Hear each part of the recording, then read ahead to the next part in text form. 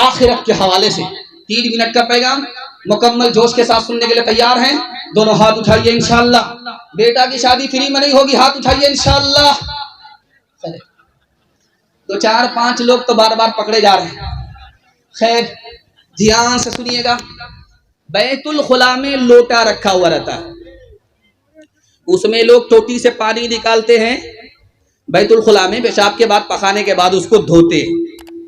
आदमी बैतुल खुला में गया, लोटा में पानी लेने ही वाला था कि बिच्छू ने लोटे में डंक मारा।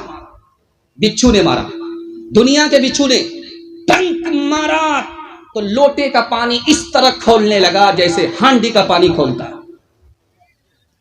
दिखाना यह है कि दुनिया के बिच्छू का यह हाल है, जहन्नम के बिच्छू का क्या हाल है। एक आदमी घास काट रहा था, जैसे मकई में घास हो जाती है उसको काट करके बकरी के लिए लाते हैं, तो पहले घास को पकड़ते हैं, उसके बाद कचिया चलाते हैं। घास को पकड़ा, उसके बाद कचिया चलाया, तो जैसे ही घास को पकड़ा वो सांप हाथ में आ गया। कचिया जो चलाया आधा सांप कट गया।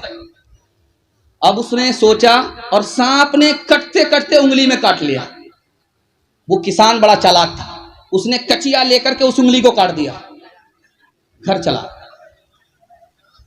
सोचा कि सांप ने काटा, उंगली को नहीं काटेंगे जान कट जाएगी, गर्दन कट जाएगी, चला। अब उसको क्या खुजली हुई मन में, सोचा वो उंगली जो काटी है जरा देख करके आते हैं।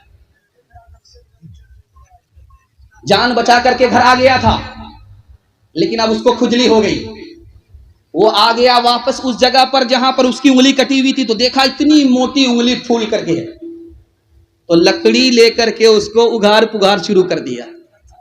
अब क्या था, उस सांप का जहर जो उंगली के अंदर था कटा हुआ, वो उड़ करके उस जख्म पर पहुंचा और आदमी 1 मिनट में फड़खड़ा करके उसी वक्त में मर गया। गौर कीजिए, दुनिया के सांप का ये जहर है, जहन्नम के सांप का कैसा जहर होगा। लाल किला के नीचे जबना है, जबना बहती, आज भी बहती है, उस जमाने में भी बहती थी। जबना बह रही है और बगल ही में जबना के सटे हुए कब्रिस्तान है। पानी जब सैलाब का आया तो कब्रिस्तान में घुस गया, कब्र खुल गई तो देखा कि एक जनाजा लेटा हुआ है, उसकी पेशानी पर छोटा सा कीड़ा बैठा हुआ है। छोटा सा कीड़ा उसकी पेशानी पर बैठा हुआ है। सारे लोग तमाशाई बन करके देख रहे हैं। धोबी घाट पर कपड़ा धो रहा था, उसको भी शौक हुआ कि मेला ठेला क्यों लगा हुआ है। आया तो देखा अजीब करिश्मा है कि वो कीड़ा जब पेशानी पर डंक मारता है तो पूरी लाश ऐसे कांपती है जैसे किसी को करंट लग गया। अब उस धोबी ने कंकरी उठाई, उस कीड़े को जो मारना चाहा वो उड़ करके इसको काट लेता है, और आग की लहर जैसे बदन में दौड़ती है, दौड़ गई। जैसे जहर का असर पूरे जिस्म में होता है, पूरे जिस्म के अंदर हुआ। 3 दिन के अंदर उस कीड़े की डंक की वजह से ये आदमी मर गया। अब बताइए कि दुनिया के कीड़े का जहर ये है, कब्र के कीड़े का जहर कैसा होगा। आप अक्लमंद आदमी हैं, मौत से पहले मौत की तैयारी करेंगे इंशाअल्लाह। हाथ उठाइए, दुनिया के चक्कर में दीन को बर्बाद नहीं करेंगे, हाथ उठाइए इंशाअल्लाह।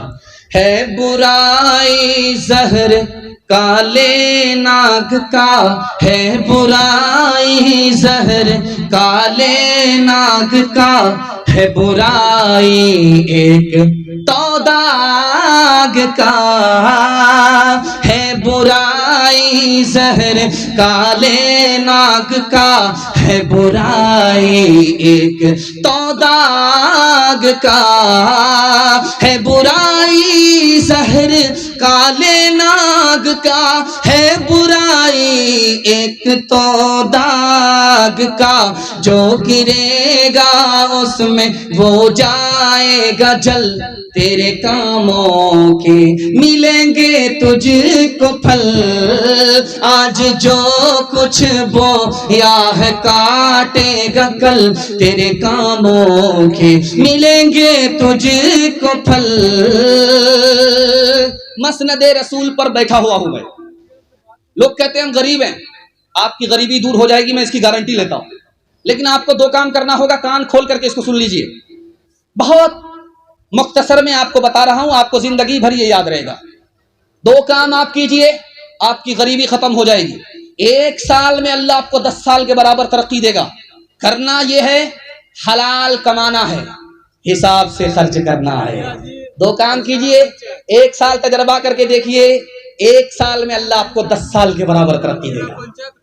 दिखाने के लिए जा रहा हूं, हराम कमाएंगे, आपका कदम हराम की तरफ जाएगा, चाहे आप उठाएं या ना उठें, उधर ही जाए।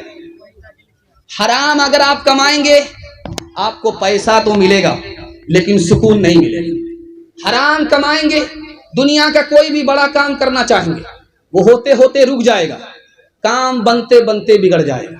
और एक बात हाथ जोड़ करके मैं आपसे कहता हूं, सूद का कोई कारोबार मत कीजिए, सूद मत कमाइए, सूद मत खाइए। जानते हैं 40 साल में आपका ऐसा बेड़ा गर्क होगा कि आप उठ करके सबल नहीं पाएंगे।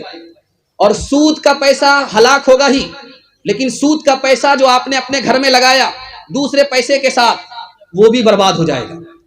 जुआ खेलने पर इस्लाम ने मना क्यों किया? जुआ खेलने को गुनाह क्यों कहा? दिखाने के लिए जा रहा हूं। जब आदमी जुआ खेलता है तो एक का फायदा होता है, 10 का नुकसान होता है। इंसान और मुसलमान वो हो ही नहीं सकता जो दूसरे का नुकसान करे, अपना फायदा करे। इसी तरह शादी का मौका है, बाप बोल रहा है बेटा खामोश है, हमको कुछ नहीं चाहिए, गाड़ी दे दीजिएगा, आप ही का दामाद आएगा जाएगा, हमको कुछ नहीं चाहिए, डबल डबल सामान दीजिए, आप ही का दामाद आराम करेगा, आप ही की बेटी आराम करेगी। ये जो जोड़ा मिला, ये जो सामान मिला, ये जो नगद मिला, ये भी हराम है। बेटी वाला दबाव में देता है, मुकम्मल खुशी से नहीं देता। आप जान रहे हैं, अगर आपने रोला करके लिया है, आपको खुद रोना पड़ेगा। आपने 1 गुना लिया है, आपको 10 गुना देना पड़ेगा। और इस तरह से जानते हैं, बेटी पर 5-5 जुल्म लोग ढा रहे हैं। अभी आपने एक शायरी से सुना कि 4 लाख लड़की गैर के साथ भाग गई। क्यों भागी? ये राज आपको बता रहा हूं। जब बेटी पैदा होती है तो आप मिठाई नहीं बांटते, जब बेटा पैदा होता है तो आप मिठाई बांटते। जब बेटी पैदा होती है तो आप उसको दूसरे का धन समझते हैं, जब बेटा पैदा होता है तो उसको अपना धन समझते हैं। जब बेटी पैदा होती है उसको तालीम आप नहीं दिलाते, चूल्हे पर रखते हैं। जब बेटा पैदा होता है तो उसको दिल्ली से लेकर के पंजाब तक आप तालीम दिलाते हैं। और जब बेटा पैदा होता है आप हज पर जाते हैं तो सारी जमीन सारी जायदाद बेटा को लिख करके जाते हैं, बेटी को कंगाल करते हैं। और जब समाज बेटी से शादी करता है, इससे पहले डिमांड करता है, इसी डिमांड ने औरत से ईमान को भी छीन लिया, आबरू को भी छीन लिया।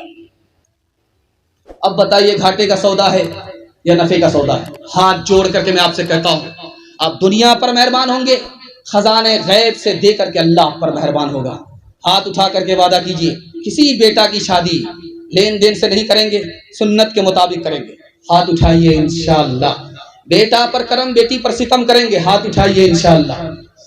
औरत ने जन्म दिया मर्दों को, मर्दों ने उसे बाजार दिया। जब जी चाहा मसला कुचला, जब जी चाहा धुतकार दिया।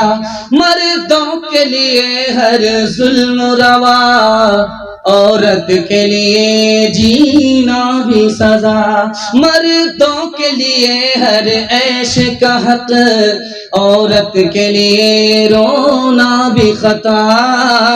औरत के लिए रोना भी खता। मर्दों के लिए लाखों सीजे, औरत के लिए बस एक चिता। औरत ने जन्म दिया मर्दों को, मर्दों ने उसे बाजार दिया।